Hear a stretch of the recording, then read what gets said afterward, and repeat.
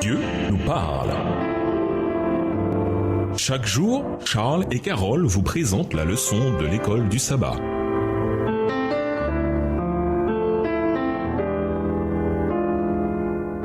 Bienvenue dans votre émission. Dieu nous parle. Nous voilà au mardi 22 novembre, signe d'espérance. Et cela même sera mon salut, car nul hypocrite n'accède en sa présence. Job 13, verset 16 dans la version Tob. Ce verset suit celui que nous avons lu hier. Comment affirme-t-il encore davantage cette idée selon laquelle, malgré tout, Job avait de l'espoir et que cet espoir se trouvait en Dieu? Intéressant que ce verset intervienne juste après ce qui vient de se dire. Même si Job devait mourir, même si Dieu le tuait, Job lui faisait toujours confiance pour son salut. Bien qu'à un certain niveau le contraste soit étrange, à un autre niveau cela a du sens. Après tout, être sauvé, ce n'est rien d'autre qu'être libéré de la mort.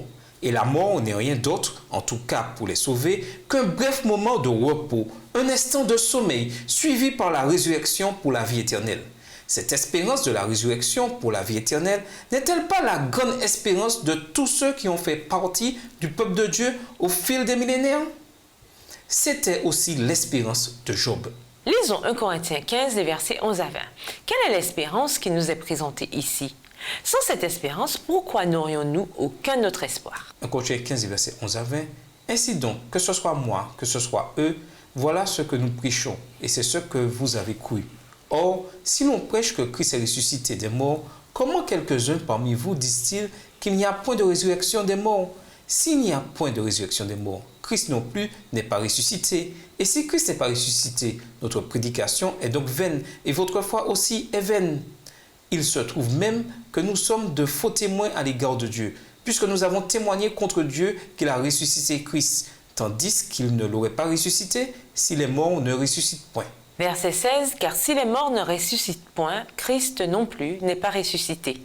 Et si Christ n'est pas ressuscité, votre foi est vaine. Vous êtes encore dans vos péchés, et par conséquent aussi ceux qui sont morts en Christ sont perdus.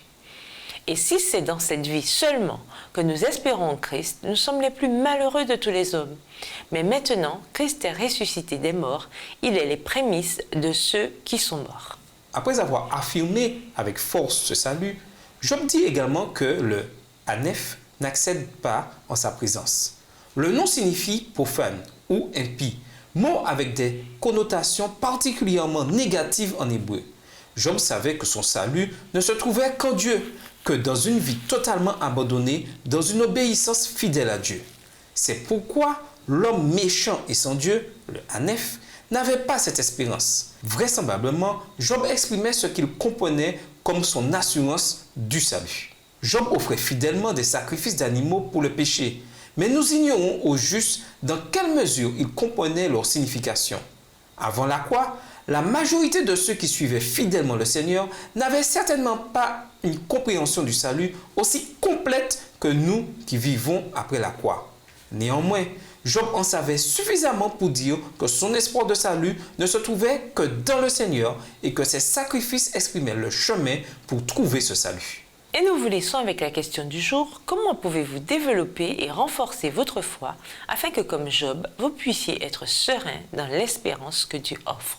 Au revoir. Et à demain si Dieu veut. Dieu nous parle. Chaque jour, Charles et Carole vous présentent la leçon de l'école du sabbat.